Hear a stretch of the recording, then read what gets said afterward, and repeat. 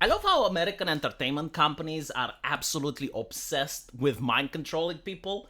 Like, they have these terms of service that forbid you from doing legal things, such as dead naming, right? So if you do the offense necromancy, if you gender that misses, you get a ban. Now, usually this was actually very profitable for these companies because, oh, they banned someone. Now they have to purchase the game again, right? Because you have people that are addicted to these products that have a group of friends who also play these games. So they can't miss out. Like, they have to constantly play. So they would go out of their way and they would purchase the game again. Now they're like, no. Actually, if you get banned in a previous title, it's forever. It's like a contract etched in blood. You can never play again. We don't want you as a customer. And I'm thinking, wow, who's on the marketing team that made that decision? Like, who has the company's best profits in mind in order to make that thing?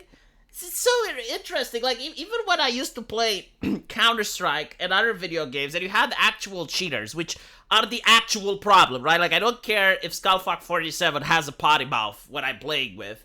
What I do care is that people don't wall hack and aimbot. Like, that's actually the concern of the gamers, but it's not the concerns of the journalists, and therefore it's not the concern of Lottie Fake or the developers nowadays. But, like, if you had someone that was wall hacking and they got banned and they bought another game, chances are the second time they weren't wall hacking, right? Like, it was enough to teach them a lesson.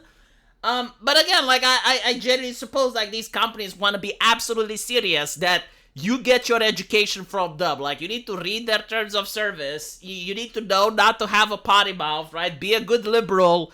Do not support Donald Trump. And you think I'm kidding, but, like, in EA games, for instance, if you had the name Kyle Rittenhouse, you get banned. Do you know how we know that? Because Kyle fucking Rittenhouse himself tried to make an account with his name and he wasn't able to.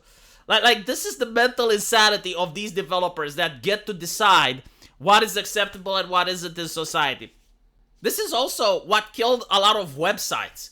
I remember, like, CNN and The Guardian and many other websites, they used to have comment sections, and you used to actually have a community on every different website that you'd go. It was quite nice, you know, like, you'd go on CNN and there was that guy that you knew and he knew you, and you would comment with him and talk with him on various articles. And then what happens is that the academia releases a study saying that people are more likely to be influenced by the comment section than they are to be influenced by what the journalist writes. So they decided to go against their business model and shutting down the comment section. Now, why was the comment section good for business? Well, you go to the website because you already have the community there, right? Like, if you know a couple of people that frequent the same website and you want to see what their take is on the particular news of the day, you're more likely to go there, you're more likely to see the ads, you're more likely to generate traffic. Now, when you're on the website, you may also have, like, a cheeky little shit like Skullfuck47 that types something offensive, right?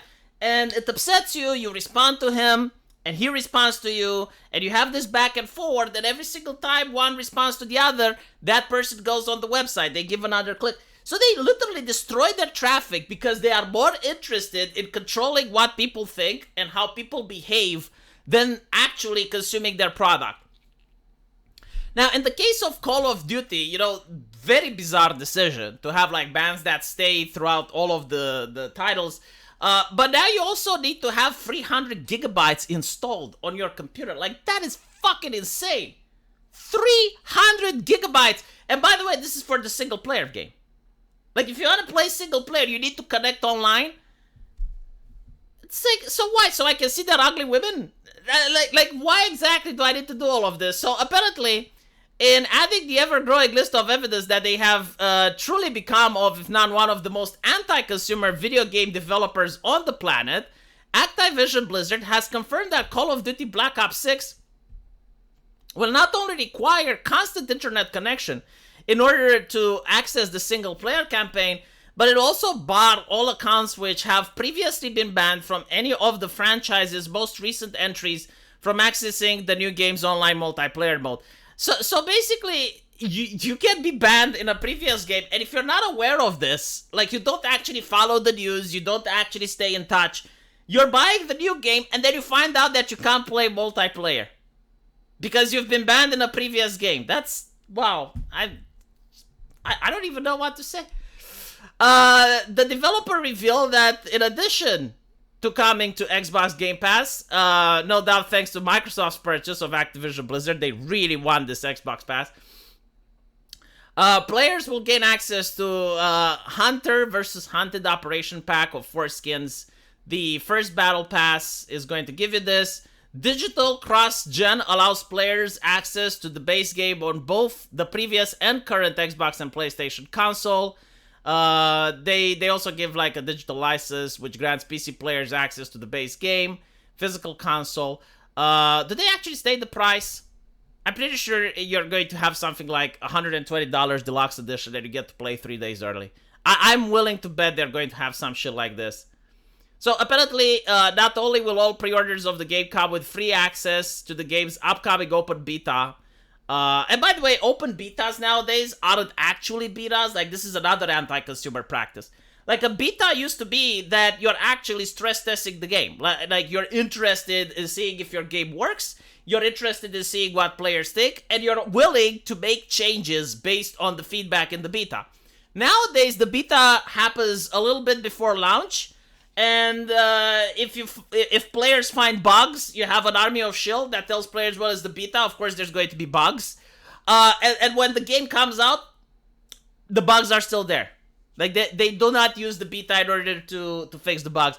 And it used to be that people who would actually playtest these games, they would get paid, right? So you had like a couple of teenagers just making a buck on the side by playing these video games and, having an honest day at work. No, not anymore. Like, now you have, like, these betas, which are just part of the marketing thing, and you need to pay the extra money, right? Pay the extra $30, pre-order or whatever, in order to be able to experience this marketing shit. So, listen to this. In an attempt to deliver the highest quality visuals while also reducing the game's overall storage space on your hard drive via texture streaming, the game will require a continuous internet connection. They know that the consumer doesn't want the constant online, so they constantly figure out ways to try and stuff it down your throat. Oh, well, actually, it's the visuals. Well, actually, it's to make it so that it performs well on your computer. It's just fucking hell. To ensure performance integrity. Yeah. How much you want to bet that if it happens and a version comes out that's not official, it will actually run better than the official one? And like, I have seen this happen before, right? Where you had like the unofficial versions of SimCity running better than SimCity itself, and SimCity was like, oh, it needs online only in order to act. Oh, you just don't understand how the game works. You're too stupid to figure it out. And eventually it comes out, it's cracked, right? And people find out that the company was bullshitting, and the cracked version works better than the official one. It actually destroyed that franchise. Like, people were so upset, it caused such a massive PR disaster. I wouldn't be surprised if something like this happens here as well. So apparently, Battle.net accounts that have been permanently banned from Modern Warfare will be digitally barred from buying the game through the Blizzard digital store. So that's reasonable, right? I mean, you don't want a situation where someone that doesn't follow the news and is not plugged in to figuring out what the company does to end up buying the game and then finding out that they can't play multiplayer. I mean, it's Call of Duty, right? Like, multiplayer is usually the main reason why most people buy it. So you think, like, yeah, this is great. I mean, you can't buy it through Battle.net. Oh, but wait, you can actually buy it through Steam. You can actually buy it through the Xbox and the PlayStation Store. So yeah, you can actually end up in a situation where you got banned from a previous game for whatever reason, and now you can't play it because, well, tough shit. And I don't think you can even get the refund either. I don't think you can get more anti-consumer than this, by the way. Like, I don't know.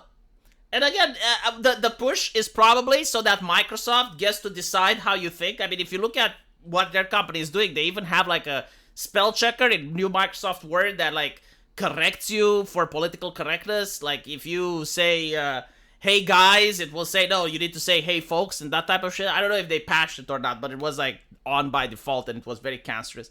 But like, they are trying to mind control people in order to like use the correct words, use the correct language. And I think like what they're going for is if you have a potty mouth in Mass Effect, right? Like, you made an edgy joke or you're a Japanese person and you said the word run in Japanese, you should get banned from everything. You should get banned from Overwatch, you should get banned from Warcraft 3, you should get banned from future games. So the best thing to do is to either not chat. I'm not kidding, like that's what I would do. Like when my kid grows up, first of all, I'm not buying him these games. Like if he wants to buy himself when he has a job, he can go for it, but I'm not purchasing this shit for him. He's going to play nothing but Prince of Persia 2 and old games that I grew up in. He's going to fucking play DOS games. You'll see. But if he becomes 18, gets a job, and buys these games, like what I would advise him is like, do not ever use the in-game voice chat or the in-game communication system for whatever reason whatsoever. You want to talk to people, do it on Discord.